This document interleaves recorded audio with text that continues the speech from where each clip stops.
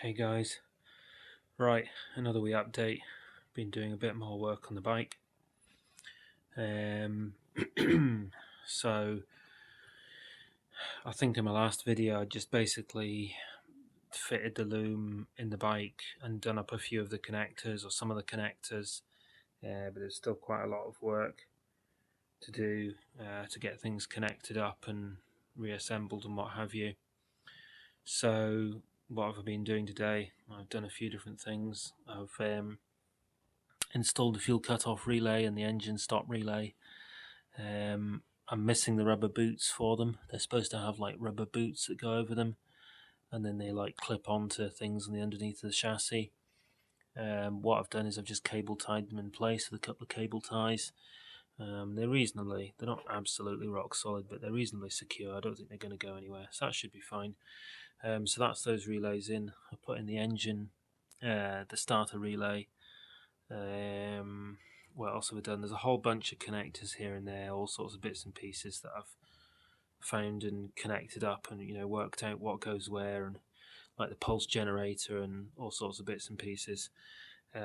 Excuse me. So quite a lot of stuff there. Then the headlight relays as well. That's the headlight relays there. I did have rubber boots for them, so I put the rubber boots on and put them on the clips there.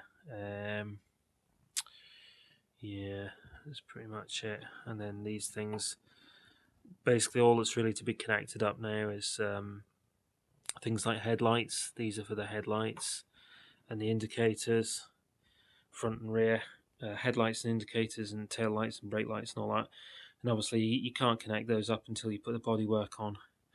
And I'm still to connect up the this is for the fuel pump, and the brown one is the fuel pump and the blue one is the fuel gauge, which connect onto the bottom of the fuel tank. And obviously you can't fit those until you're at the stage of putting the fuel tank back on. Excuse me. And then the main thing that I've been working on today is refitting the airbox. Now, you'd expect fitting in an airbox to be a reasonably easy job. It's just like, a piece of plastic and a few Phillips screws. It has been, I'm not joking, an absolute nightmare to get this thing on. I must have spent hours on it. And the reason is because it's connected to a whole load of these little vacuum hoses, these things here. Now, the Haynes manual, there's another one. There's a whole bunch of them. There's a whole lot all around. There's things like that one, for example, and there's some down the front, there's some down the side. They're all over the place, and they'll connect onto the airbox and the throttle body underneath.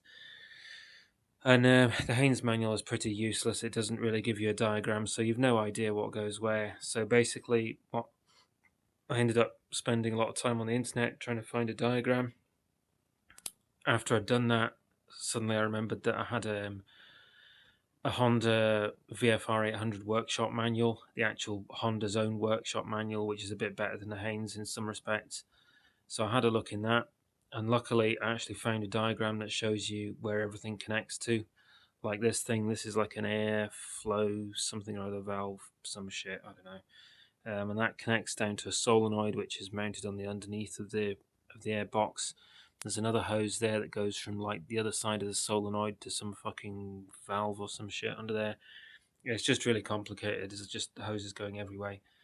Eventually I kind of figured it out, and then actually getting the airbox, like the underneath of the airbox on, is just really awkward because there's all sorts of stuff like electrical sensors and hoses and stuff that you have to plug onto the underneath, and you can't, like the hoses and the connectors are not long enough to get them plugged on with the airbox right up here. You have to hold the airbox almost right down on the bloody throttle body.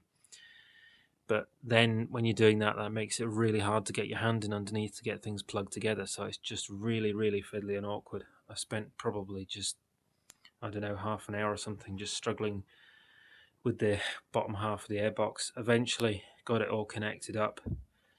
By the way, these things are really handy for that, because at one point, one of the hoses, I've actually pulled one of the vacuum hoses off. I was trying to get it to connect here and it wasn't quite long enough, and I was pulling it a bit, and I accidentally pulled it off the throttle body, and I thought, oh no, I'm going to have to take the throttle body off.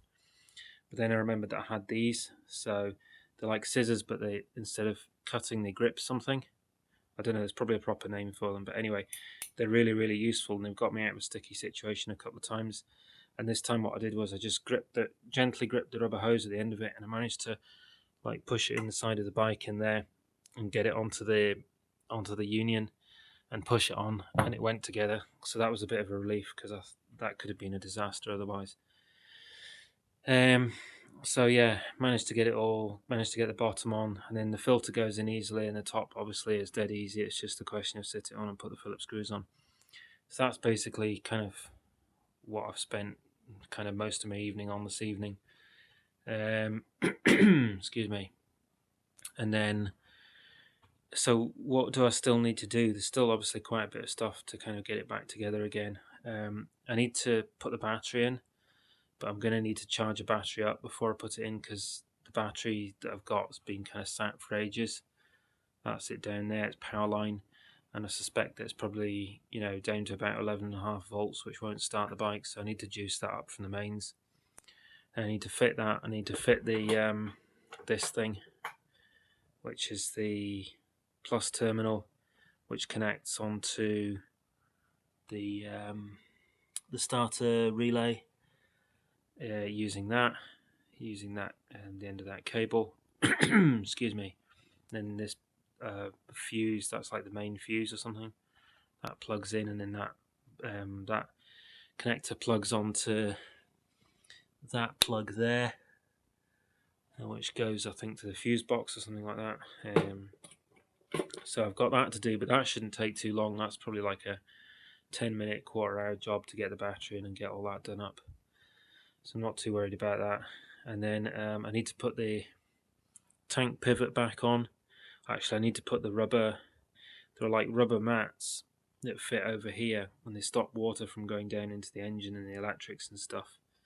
It's like a big rubber mat that goes over like that, over the whole thing and up to about there. Excuse me.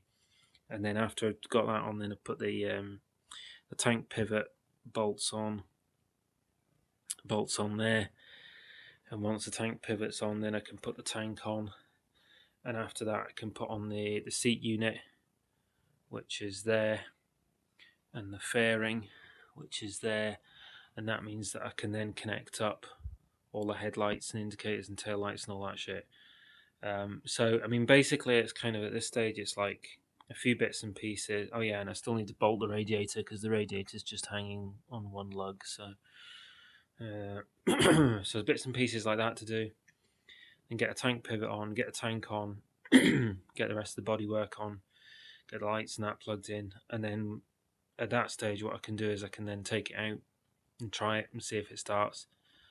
And obviously it's, you know, hopefully it will start. Even if it does start, it's kind of not finished in a sense, because obviously it's still a pretty rough old bike and there's still absolutely tons of stuff I could do on it. But I would at least like it to start, you know. Kind of really hoping it does. If it doesn't, I don't know. At that stage, we'll just have to cross that bridge if and when I come to it. But that's basically kind of it for the moment. Done quite a lot of work on it today. Got a bit more to do. Hopefully have it all together and out the door by this coming weekend. What's this? This is Tuesday. I'd quite like to have it out the door on Saturday. At least know that it's running on the weekend, and then I can decide what I'm going to do, whether I'm going to do more work on it or whatever. Anyway, this video is getting a bit long. Thanks very much for watching.